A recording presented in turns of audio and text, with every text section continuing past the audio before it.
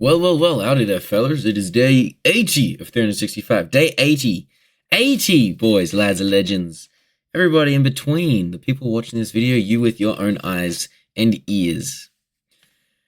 We all make choices. We all make good choices, bad choices, but at the end of the day, we all make choices. And sometimes it's not necessarily about... Sometimes there is no good choice. Sometimes there is no right choice or best choice.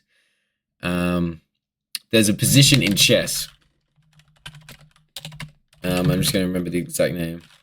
There's a position in chess where every move is a bad move. But there is still a best move. Zugzwang. There's no way I'm pronouncing that way. Wait, there's no way I'm pronouncing that way. Let's see. How to say Zugzwang? Swang. You know, I'm doing it right, I guess. Whatever. Zugzwang. Whatever. Is a concept that describes the chess position in which you are forced to make a bad move. This occurs due to the nature of the game of chess. You cannot pass a turn on the fact that you may find yourself in a position where the only legal moves you have are all bad. There's still a best bad move, but essentially every move you do will put you in a worse position no matter what, because you are losing the game. But we all make choices, and we have to make the choices. And we got to be careful. We don't want to shit where we eat. We don't want to fuck up the things we got, you know. And I think that's what I want to talk about today. Shitting where you eat. I want to know who said that.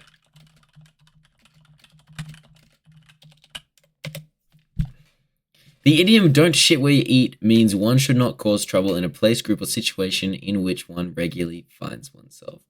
So, your friends, let's say that one of them has a person in their lives that is very close to them, and doing anything with that person is a detrimental move because you are like shitting where you eat. You are not respecting their relationship.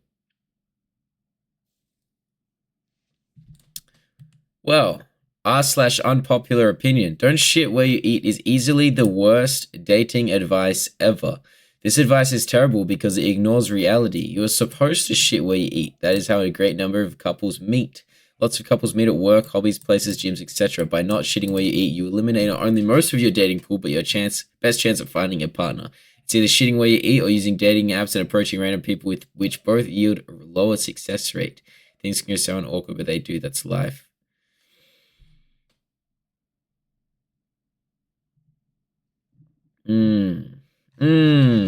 Well, I do agree with what he's saying because like there's some people at work and stuff that I've been talking to or have spoken to.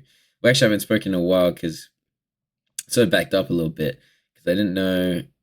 I don't want to offer them a relationship. Like I don't necessarily want to be in a relationship because obviously I've just gotten out of a very long one and I've not really experienced singleness.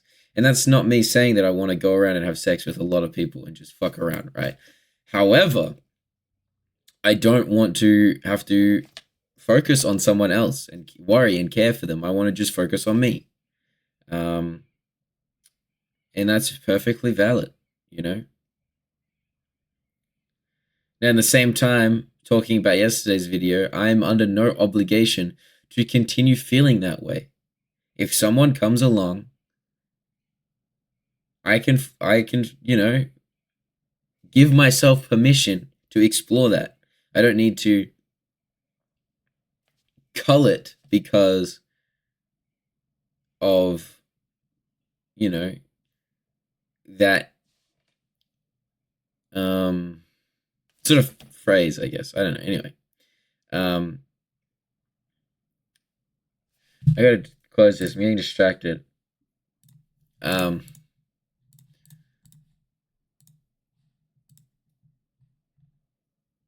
But yeah.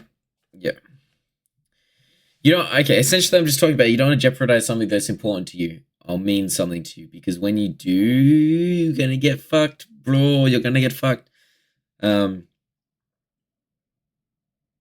Like, let's say you're friends with a homie You have been watching a relationship with your homie and his girl go on for the better part of like 2 years, right? And you love your boys, you love your homies, and unfortunately, you have noticed feelings for a woman, that woman, his woman, and they break up. Your dumbass decides to get with her. You shat what you ate. You jeopardized things that were important to you, and now you are ostracized and isolated from the group. This is a story of what happened to one of my friends because he decided to get with a woman he shouldn't have. And it's not necessarily about that action, but it's about the respect you show to those people around you. If he came to us, if he came to me and talked about to me about it, if he talked to the guy about it, I'm sure there would have been not as much animosity. But because he was sneaky about it and he went around, a bit sly and sneaky, and he just jumped straight in there. Like, that's your boy. You don't do that. You don't shit where you eat, right?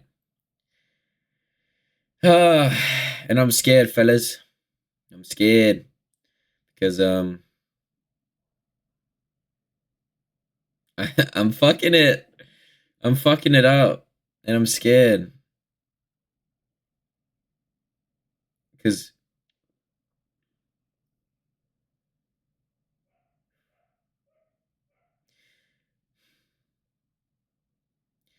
I don't personally see any merit in being disliked. I don't see any like. What is the point of losing people's respect, especially those that you care about, people that you want to be around and want to hang out with in the future continually?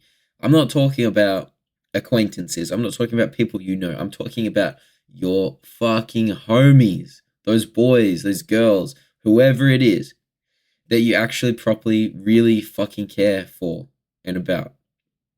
You don't want to fuck that. So tread lightly, brother. Tread lightly. Take care. Go slow. You can't ever come back from that action. So be careful. I'm going to leave it there, fellas. Thank you for watching another beautiful video of mine. I hope that you enjoyed day 80. Day 80? Nah, we got to answer some hypothetical for day 80. Surely. So we got to do something for day 80. It's damn day 80. We've been doing this for a long time.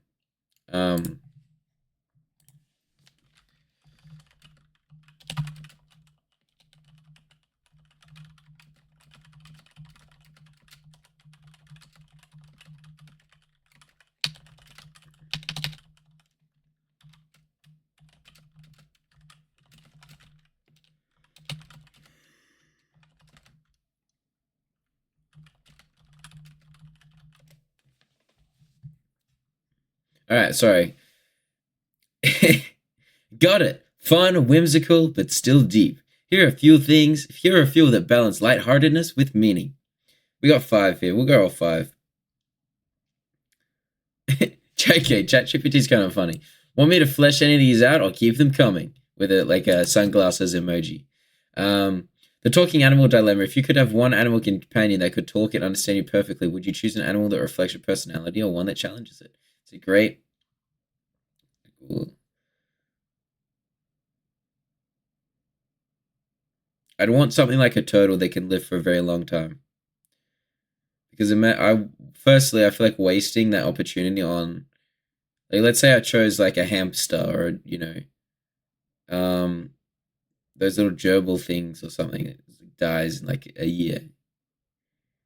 I would love to be able to talk to my dog, to know what he wants, so he could become like have this perfect companionship because we can understand each other. But I think having an animal sort of like a turtle or a tortoise, like R2D2 from Star Wars, that motherfucker, something like that. The dream control hypothetical. If you could design and live in your dreams every night, but it means you become If you could design and live in your dreams every night, but it meant you'd slowly become detached from reality, would you keep doing it? No. I think continuing to do things knowing that it is detaching you from reality is very dangerous. Drugs, for example. I knew of a guy who really liked psychedelics. So I'm talking about like magic mushrooms, LSD, acid, things that make you hallucinate. And well, I guess he let it control him, sort of. And you don't want to become detached from reality. In fact, you want to live reality. Reality is harsh and brutal, but it teaches you and shows you how to live life right. The borrow a life dilemma. If you could live someone else's life for 1 year with all their memories and emotions, but no one knew it happened, would you do it? Yes. Who would you choose and why? Wow, that's interesting. I kind of want to. Half of me wants to choose my ex just to see what it is actually like living as you in that period of time from the start of the year to the end of the year. Like, what the fuck happened, right? I would love to know from her perspective, right? Wow, yeah, I'd choose that for sure.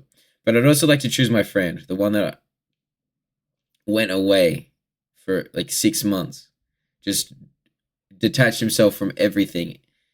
I'd love to know what he went through, and that's why, because I'm curious about what they went through. Right? I don't want to do anything weird or fucky. I just want to see it from their perspective.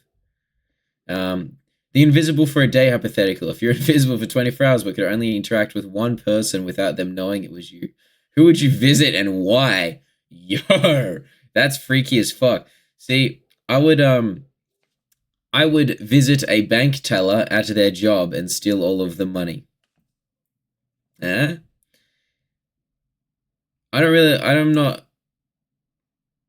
This is like, okay, who do you want to stalk? That's the question, really. And I don't really want to stalk anyone. I like living in my life. I like living me and my experience. So I don't know if I would spend 24 hours watching someone invisibly, but I would spend my 24 hours planning a bank heist with this invisibleness. The reverse time dilemma. If you could reverse time once in your life for 10 minutes, would you use it to fix a mistake, relive a perfect moment, or change someone else's future? 10 minutes. So this is a question basically asking about regrets and what you would change if you could in that short period of time. I would relive a perfect moment. I would not use it to fix a mistake because all mistakes mean something and there's a reason that they happen so you can learn and be better. I would not change someone else's future because that's their destiny. It's up to them. But I would relive a perfect moment. What perfect moment? I'm not so sure. 10 minutes ain't that long. And I don't...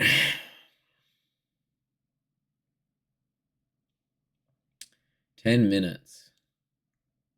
There's nothing that immediately pops to mind. Like 10 minutes. Yeah, okay. I'd live 10 minutes of my, like, all my 5 homies hanging out. The 5. We had this inner circle. And it broke up because of the thing I talked about earlier in the video. The guy got with the other guy's girl without paying any respects to him or anything. Like the loyalties didn't matter at all. And I think that's what you got to be careful for when you're shitting where you eat. Treat your loyalties with respect. Be loyal to them. They have been loyal to you, okay? Don't fuck it up. Don't fuck it up, dude. Please don't fuck it up. Oh, all right.